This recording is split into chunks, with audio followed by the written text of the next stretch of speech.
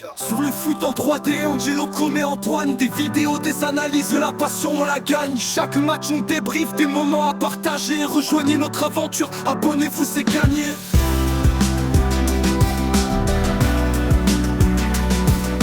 Chaque match, on débriefe, des moments à partager. Rejoignez notre aventure, abonnez-vous, c'est gagné. Chaque match, on débriefe, des moments à partager. Rejoignez notre aventure, abonnez-vous, c'est gagné. Chaque match, on débriefe, des moments à partager. Rejoignez notre aventure, abonnez-vous, c'est gagné. Chaque match, on débriefe. Bienvenue à tous pour ce nouvel épisode du foot en 3D. Aujourd'hui, on va parler du classico PSG-OM, du classique, avec Angelo et Com. Les gars, comment ça va? Bien, merci Antoine d'avoir préparé ce sujet quand même. Vas-y, nickel. Et bah écoutez, classico, il y a des matchs avant classico. Et côté OM, ça a fini sur une victoire 5-0 contre Montpellier, qui a fait beaucoup de mal à certains, comme Der Zakarian, qui est du coup viré. Qu'est-ce que vous en pensez déjà de cette victoire? C'est un match d'entraînement pour Marseille. Enfin, heureusement qu'ils gagnent comme ça, juste avant le Classico. Heureusement. Pour Marseille, je trouve qu'ils ont perdu des points durant le début de saison. Maintenant, quand même, elle fait du bien la victoire, mais Paris et Montpellier, c'est pas la même chose. C'est le dernier et le premier, donc va falloir faire un très très gros match contre Paris. Est-ce que pour vous, la victoire de l'OM 5-0 envoie un message au PSG? Est-ce que vraiment le PSG peut être inquiet, ou est-ce que c'était juste parce que c'est Montpellier? Oui, je pense. Pour toi, le PSG est pas serein? Moi, je pense que le PSG est serein, vu comment Luis Enrique nous a parlé tout à l'heure en conférence de presse. Quand les autres voient que nous on est inquiets, moi je vois un club qui devient de plus en plus fort. Excusez-moi, mais c'est pas ce que je pense. Donc moi pour Luis Enrique, je pense qu'il voit Marseille comme si c'était le match d'entraînement sur sa copie avec les joueurs qu'il met en deuxième. Mais je pense que ça va être un match intéressant parce que l'OM il joue très bien et un très beau match, je pense que ça va être. Ok, après le PSG ont joué Strasbourg 4-2. Est-ce que par exemple vous retenez plus les problèmes défensifs ou la qualité offensive? Le problème défensif, évidemment, ça a été la même chose contre Arsenal et contre d'autres équipes. Est-ce que pour toi, le fait que le PSG se prenne 2 buts face à Strasbourg et que l'OM en mette 5 face à Montpellier, ça peut clairement faire que le PSG perd ce match? On peut pas. Strasbourg et Montpellier, c'est quand même pas les mêmes équipes, donc quand même, maintenant, il va falloir fermer en défense. Mais on verra dans le match à proprement parler. Pour moi, calmez-vous. Enfin, c'est la Ligue 1. Il a dû avoir juste un petit problème Donnarumma, enfin un problème de lunettes peut-être, j'en sais rien. Mais Strasbourg, c'est mieux que Montpellier, hein, donc mettre que 4 buts face à Strasbourg, certes, ils auraient pu faire mieux. Moi je retiens beaucoup la mauvaise défense de la part des joueurs du PSG. Johan Neves, il a fait des erreurs, Pacho aussi, Donnarumma. Après, il a fait un ça bon va. match, Johan Neves. Oui. Non mais ils ont fait tous des erreurs. Après Donnarumma, c'est celui où je remets le plus la faute. C'est lui qui doit donner les ordres à sa défense. Surtout qu'il n'y avait pas le capitaine Marquinhos qui organise. C'est lui le plus vieux, c'est lui qui donne les ordres. Ok, je vois. Vas-y, Angelo, si tu as une chose à dire sur ça. Pas trop, j'ai pas vu le match parce que la Ligue 1 on connaît, hein, c'est quand même un très faible niveau. Donc j'ai préféré ne pas perdre mon temps en regardant la Première Ligue et la Serie A. Normal. Écoutez, merci Angelo pour cette info. C'est un peu vrai non plus. Donc, bon. Ouais, c'est vrai. Marseille n'a pas de Coupe d'Europe, en tout cas pas de Ligue des Champions. Est-ce que vous pensez que ça peut mentalement ou même physiquement payer sur la forme du Paris Saint-Germain, qui vont devoir jouer à une... Oui et non. Ah ouais? Oui et non, parce que Marseille a pas le même banc que Paris quand même. Donc, beaucoup moins.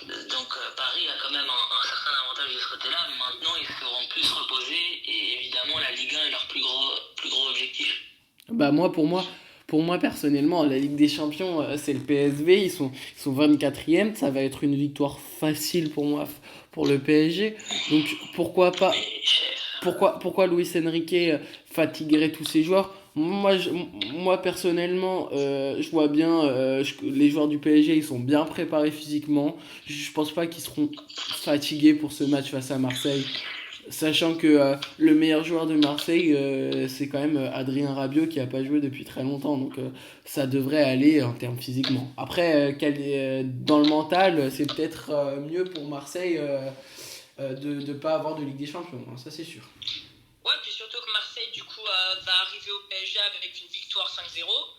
Là où le PSG, eux, vont jouer à Eindhoven et on ne sait pas, c'est quand même, ça peut être une équipe piège, hein, Eindhoven. je tiens quand même à dire C'est à que Marseille. le PSV Eindhoven n'est pas une équipe faible quand même, sachant qu'ils ont subi une seule victoire en championnat depuis 1 an et demi, donc quand même, c'est pas trop à Ils sous-estimer. ont toujours été en Ligue des Champions. Oui, ces dernières années, ils ont toujours été en Ligue des Champions. Donc, C'est quand même des habitués, un peu à la Porto, quoi. Ouais, bah oui. mais là Ils ont c'est, posé pas ça, mal de problèmes. ça va être à Marseille. Ça va être à Marseille. Même si Porto n'est pas en Ligue des Champions cette année, je tiens à le dire. Non, ouais, c'est vrai, c'est vrai. Le match, là, il va jouer à Marseille, au Vélodrome. Moi, je pense que ça s'est vu rapidement à la fin du match PSG Strasbourg où ils ont commencé à chanter des chants classifiés homophobes. Les supporters, ils doivent pas faire ça, ils connaissent, ils ont déjà été punis l'année dernière, ils le refont. Donc ça se voit que les supporters ultra du PSG sont en mode, sont concentrés dans ce classico, ils ont préparé toutes les banderoles et tout. Viens vite à la maison, Adrien Rabiot, ils seront t'accueillir, comme on dit. Est-ce que, une des dernières questions, est-ce que vous pensez que la dynamique et le groupe marseillais peut ensemble essayer de faire peur à ce PSG avant le match? Je vois des joueurs de Marseille plus concentrés, ça c'est sûr. Mais bon, Luis Enrique apporte enfin la discipline qu'il faut au Paris Saint-Germain. Ah bah ça c'est sûr. C'est pas plus mauvais. Ça on l'a vu avec Dembélé face à Arsenal. Ça, il a été puni pour Ouais. 11 minutes de retard.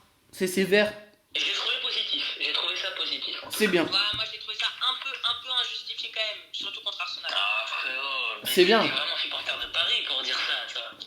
Si tu fais ça, en fait, pour moi, si tu fais pas ça avec Dembélé à ce moment-là, les autres ils vont se permettre d'autres choses. Donc tu le punis maintenant, au moins il le refera plus. Ah, parce que même de faire ça en LDC quand tu sais que tu t'es pris derrière 2-0.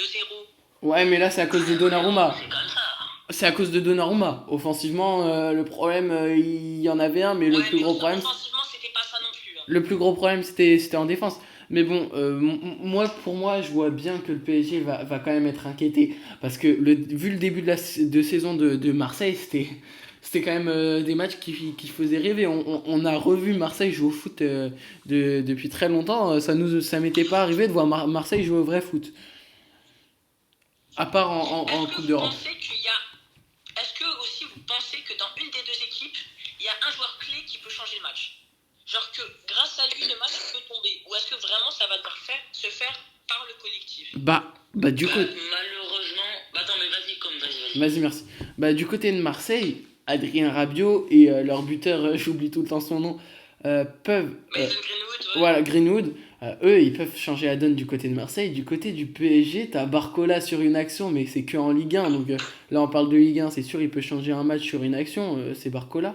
Mayoulou, n'en parlons pas, il a fait un bon match face à Strasbourg, mais bon, il rate des frappes à ne pas rater. Puis de l'autre côté, t'as Dembélé qui joue bien, que j'apprécie, mais c'est pas lui qui va te faire changer un match, parce qu'il rate plus de balles que ce qui cadre. Donc pour moi, ça va être compliqué pour le PSG. Je pense que Vitinha peut changer le match.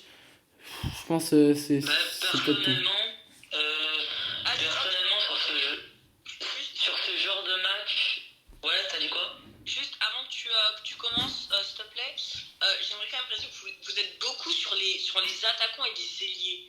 Mais pourquoi pas sur les défenseurs? Parce que c'est eux aussi. Justement, je vais expliquer ça du coup dans mes propos.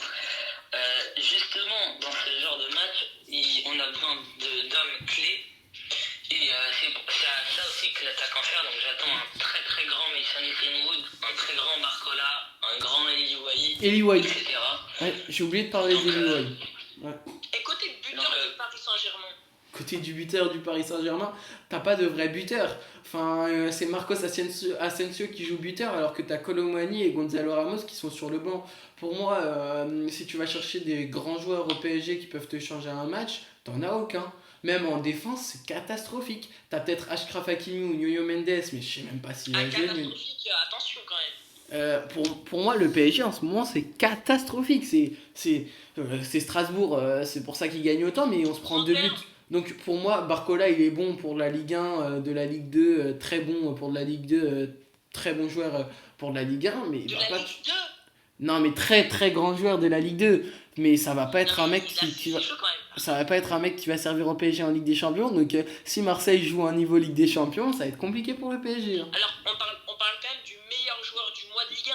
Oui, mais c'est de la Ligue 1, et il n'y a pas eu de grosse confrontation à part Brest. Hein. Donc ça D'accord, mais devrait alors aller. qu'est-ce que t'en dis des joueurs de Marseille? Mais les joueurs de Marseille, Greenwood, il est bon. Greenwood, Rabiot, c'est des joueurs qui, sur le papier, ont déjà fait quelque chose, déjà, et qui ont prouvé au début de saison. Après, tu me rajoutes à ça Eli Wahi. Bon, lui, il n'a pas trop prouvé au début de saison, mais avec Lens et avec Montpellier, il a fait de grandes choses. Donc, moi, j'attends de voir des grands attaquants du côté de Marseille. Un très très beau match, ça c'est sûr. Mais le PSG va devoir hausser le niveau. Et Enrique trouver une tactique. Parce que là, c'est catastrophique en ce moment. Catastrophique. Angelo? Bah, je pense qu'il a tout dit, sincèrement. Bah voilà. Bon bah écoutez, merci les gars. J'attends les commentaires parce qu'à mon avis ça allait un peu trash. Mais ok, bah écoutez, merci les gars pour cet épisode. Bah, t'es supporter ou tu l'es pas. Je supporte le PSG, je dis la vérité, je vais pas mentir aux gens qui regardent, aux viewers. C'est vrai, le PSG a été catastrophique depuis le début de la saison. Donc, Enrique, s'il te plaît, fais des merveilles parce que je te supporte, je t'aime bien. Mais vas-y, t'as prolongé, je voulais pas te voir encore plus au club, t'as pas de grands joueurs, tu sais pas quoi faire. Voilà. Oula, fais attention quand même là. Bon bah écoutez, Frérot, il dit n'importe quoi. là je suis d'accord, hein, c'est un peu du n'importe quoi je pense. Regardez les stats. On verra les. Ah voilà, mais les tu parles de stats aussi. Bon, En tout cas, n'hésitez pas à donner votre avis dans les commentaires. Merci à vous deux les gars. merci. Merci pour cette vidéo. De rien. Et puis écoutez, on se retrouve pour une prochaine vidéo. Merci à vous aussi d'avoir regardé. Et puis voilà. Un like. J'ai tout dit. Un like, abonnez-vous et salut la team. Un petit like, un petit abonnement, ça fait plaisir. Sur le foot en 3D, Angelo commet Antoine. Des vidéos, des analyses, de la passion, on la gagne. Chaque match, on débriefe, des moments à partager. Rejoignez notre aventure, abonnez-vous, c'est gagné.